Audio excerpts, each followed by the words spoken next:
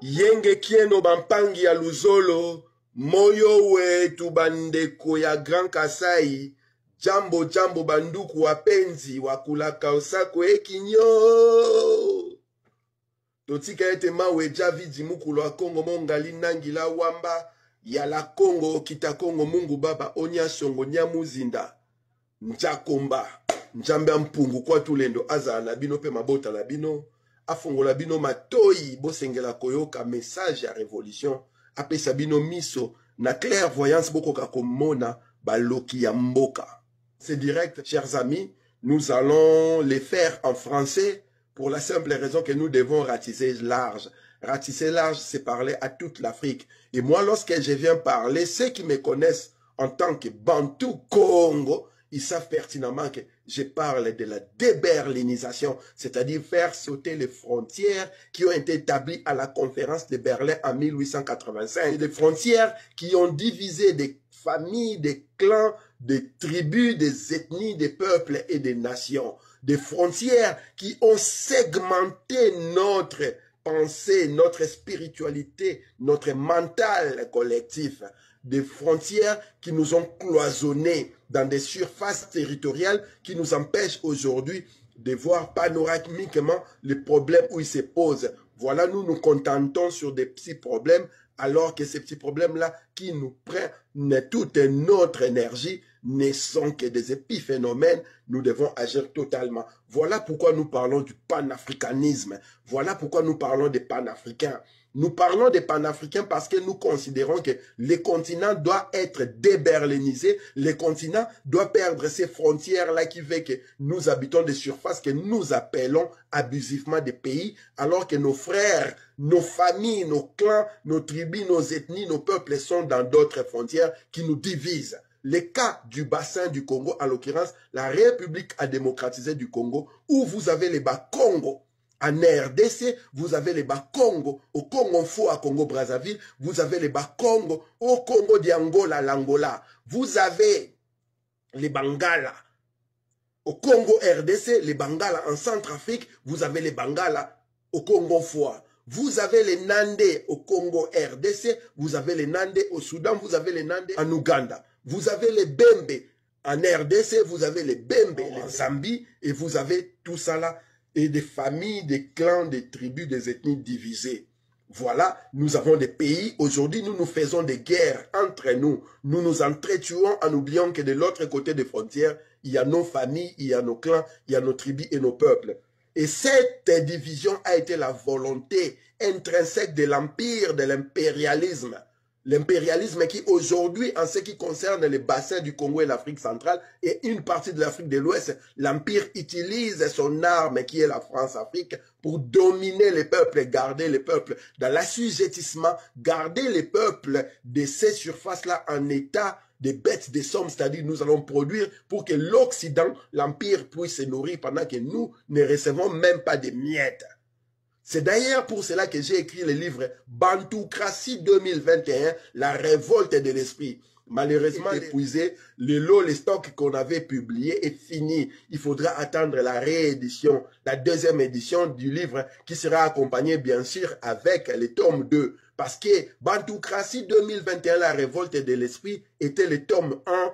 Nous avons écrit ce livre-là pour faire comprendre à nos peuples, à nos familles, à nos clans, à nos tribus, à nos ethnies, à nos nations africaines dispersées par les frontières de Berlin, par la berlinisation, par l'Empire en 1885, que nous ne sommes qu'un seul peuple, nous ne sommes qu'une seule ethnie, nous ne sommes qu'un seul clan, nous ne sommes qu'une seule famille. Le combat que nous menons pour la libération de l'Afrique ne peut aboutir que lorsque nous allons comprendre que le combat doit être total. Le combat n'est pas celui des Congolais, le combat n'est pas celui des Angolais, le combat n'est pas celui des Gabonais, le combat n'est pas celui des Ivoiriens, le combat n'est pas celui des Tchadiens, le combat n'est pas celui des Maliens, le combat n'est pas celui des Nigériens, le combat n'est pas celui des Sénégalais, le combat n'est pas celui des Bissau-Guinéens, le combat n'est pas celui des Burkinabés, le combat n'est pas celui des Zimbabwéens, le combat n'est pas celui des Zambiens, le combat n'est pas celui des Burundais, le combat n'est pas celui des Kenyans,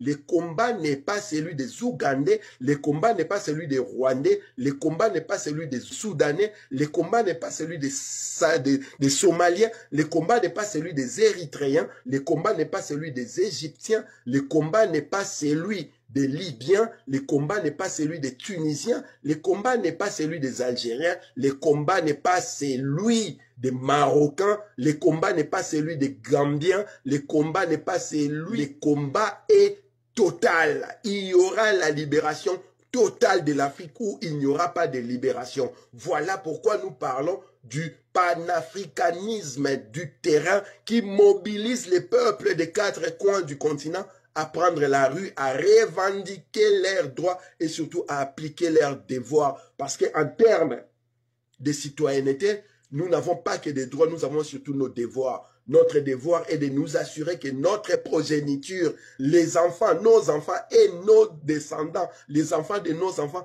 puissent hériter d'une terre et surtout des droits sur ces terres-là avec une viabilité exceptionnelle. Notre devoir est de nous assurer que notre descendance puisse se retrouver sur les terres que nous ont léguées nos ancêtres, pas les pays que nous ont créé les impérialistes à la conférence de Berlin. Parce que je vois les Angolais dire que nous sommes des Angolais, les problèmes du Congo démocratique ne nous concernent pas. Je vois les Congolais de la RDC dire que nous sommes des Congolais, les problèmes du Congo faux à Congo-Brazzaville ne nous concernent pas. Et je vois ceux du Congo faux à Brazzaville dire que nous sommes du Congo-Brazzaville, les problèmes de la RDC ou de l'Angola ou d'une tierce surface de l'Afrique ne nous concerne pas. Détrompez-vous, chers amis, détrompez-vous, chers frères.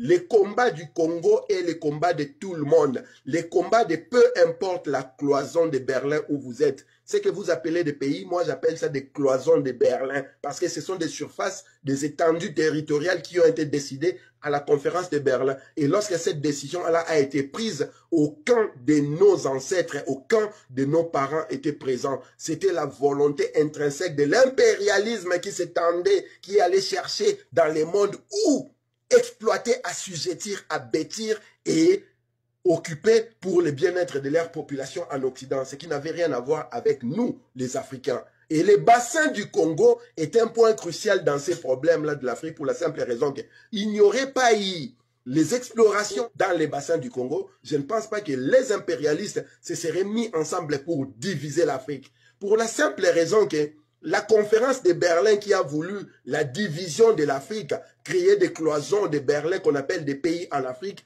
son origine se trouve au Congo, dans les bassins du Congo, c'est-à-dire les Belges, les Portugais, les Français, les Anglais, les Suédois, tous ayant déployé leurs explorateurs dans les bassins du Congo, se sont retrouvés dans une situation où ils voulaient se faire la guerre.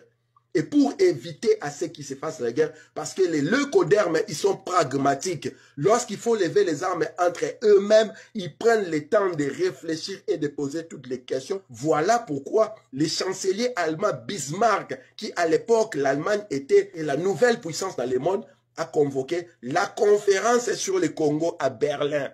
Cette conférence-là devrait réunir le Portugal, l'Angleterre, la France, la Belgique, pour éviter à ce que les Belges et les Portugais s'entretuent dans le bassin du Congo. Et dans cette conférence de Berlin qui a commencé au 22 août 1884 et qui a fini au 24 février 1885, la question était, pour éviter à ce que les troupes lécodermes s'entretuent au Congo, il fallait diviser les bassins du Congo. Ils ont décidé de diviser les bassins du Congo en 3. Ainsi, ils ont créé l'État indépendant du Congo, propriété privée du roi des Belges et zone de libre-échange. État indépendant du Congo qu'ils ont donné au roi des Belges, Léopold II. Ils ont créé Congo-Brazzaville qu'ils ont donné aux Français et Congo-Diangola qu'ils ont cédé aux Portugais. Mais l'impérialisme étant à son apogée, à son paroxysme dans les devenirs du monde, étant réunis avec l'Empire ottoman, les Allemands, les Américains, les Belges, tout l'Occident et l'Orient, réunis à Berlin en 1885, dans la conférence sur le Congo à Berlin, se décident, se disent, tant que nous y sommes, puisque nous avons divisé le bassin du Congo, pourquoi ne pas nous partager toute l'Afrique? C'est comme ça qu'ils ont créé des pays que vous revendiquez aujourd'hui la nationalité fièrement, alors que lors de cette conférence de Berlin, Parmi tous les participants, une seule personne a été au Congo. Et cette personne-là, c'est Henri Morton Stanley. Et sa présence à la conférence de Berlin était pour défendre les intérêts du roi des Belges, Léopold II. Tous les restes des participants à la conférence de Berlin, aucun parmi eux n'était à l'Afrique. Et ils ont décidé de créer des pays dont les frontières ont été reconnues lors de la création de l'organisation de l'unité africaine de l'Occident, OIA, à Addis Abeba.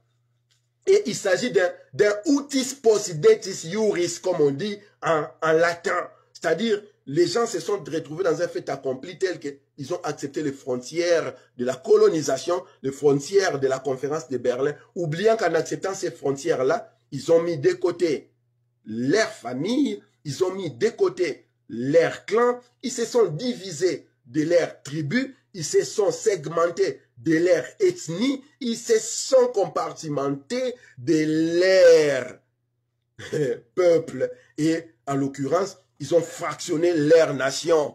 Les nations que nos parents, dans les rêves de nos ancêtres, dont vit Tankanga le 29 octobre 1665, lors de la bataille d'Ambouila, avant de mourir, est en train de dire à haute voix à la postérité.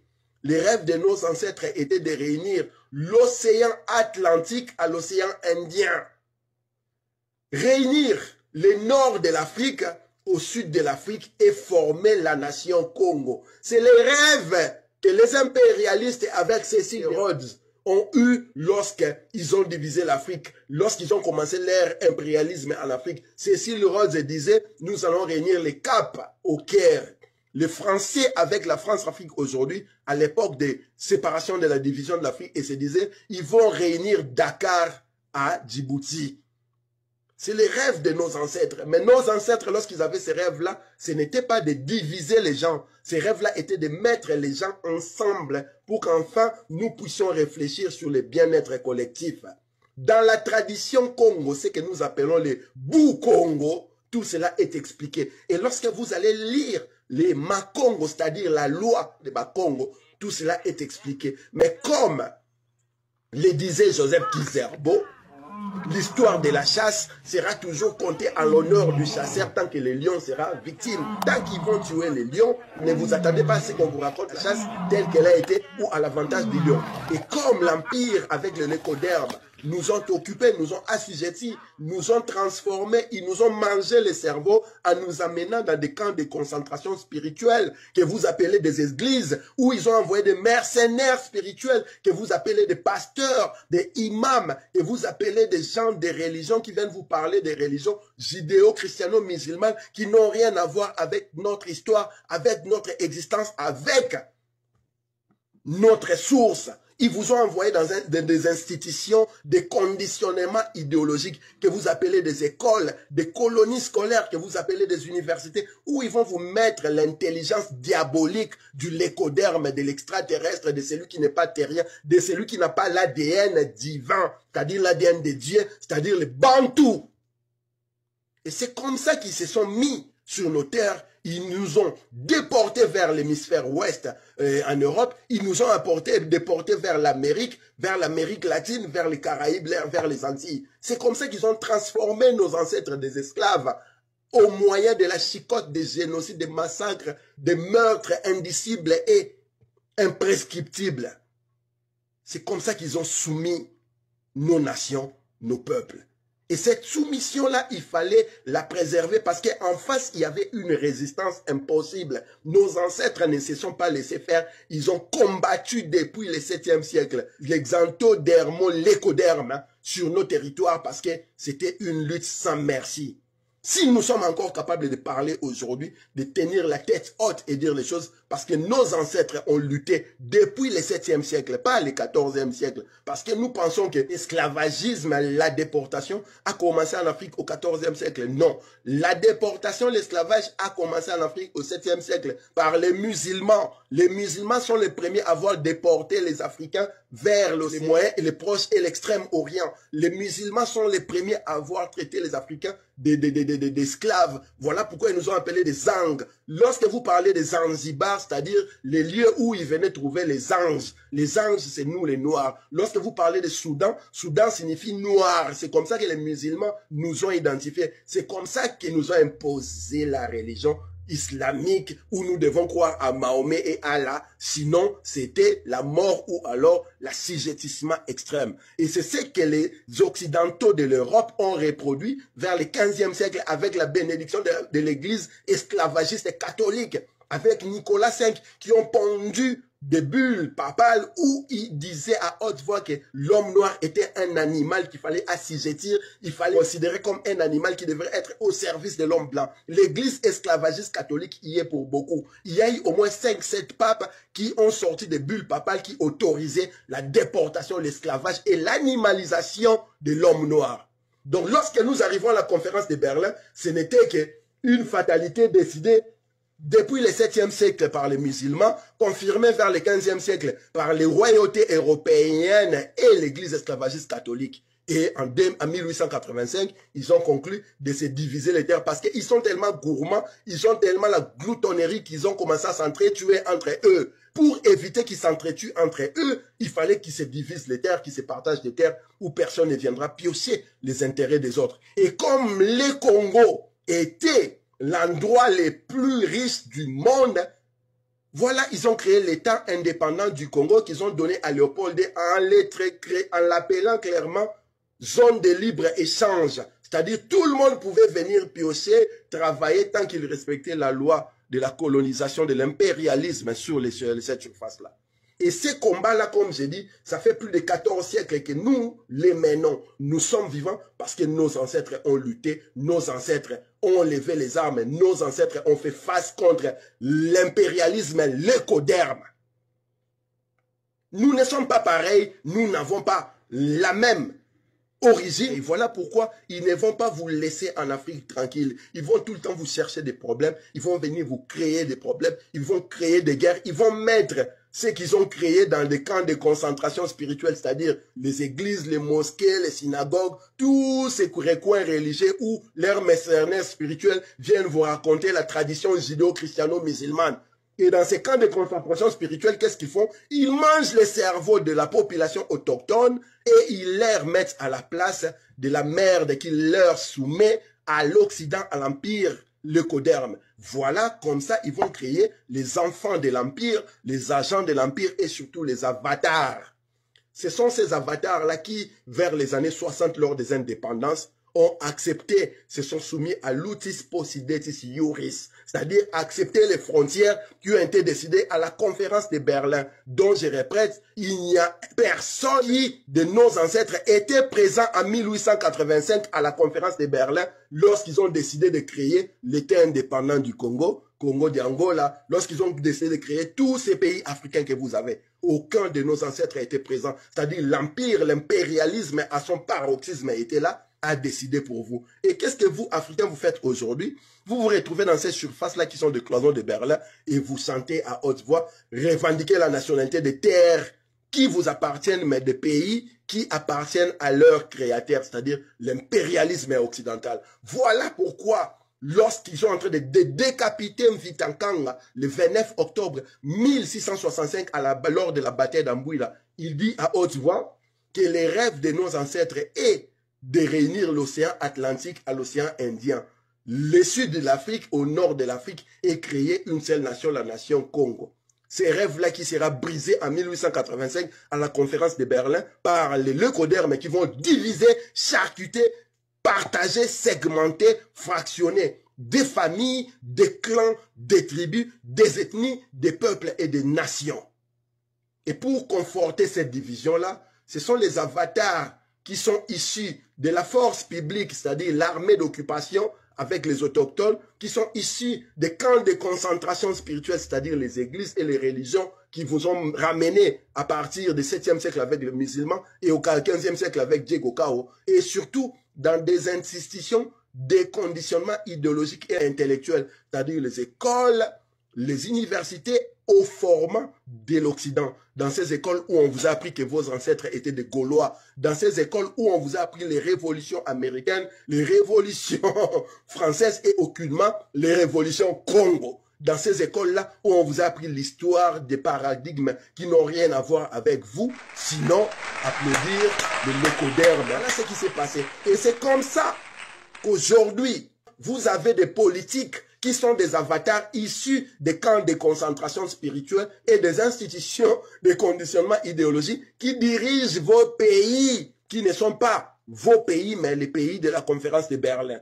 Dans ce cas précis, nous avons Umaru Mbalo Sissoko en Guinée-Bissau, nous avons Mahamat Déby Kaka au Tchad, nous avons Félix Tshisekedi Tshilombo en République démocratisée du Congo, nous avons Joao Lourenço en Angola, nous avons Paul Kagame au Rwanda, nous avons Yoweri Kaguta Museveni en Ouganda, nous avons une profusion des avatars tels qu'Alassane Ouattara en Côte d'Ivoire, tels que Faure Gnassingbé, qui sont tous là au service de l'impérialisme et aucunement au service des Africains. Voilà pourquoi le panafricanisme des terrains insiste à ce que les Africains doivent se prendre en charge et nous appelons aux mobilisations tous azimuts. Aujourd'hui, nous sommes en train de parler du Niger qui vient de faire un coup d'État.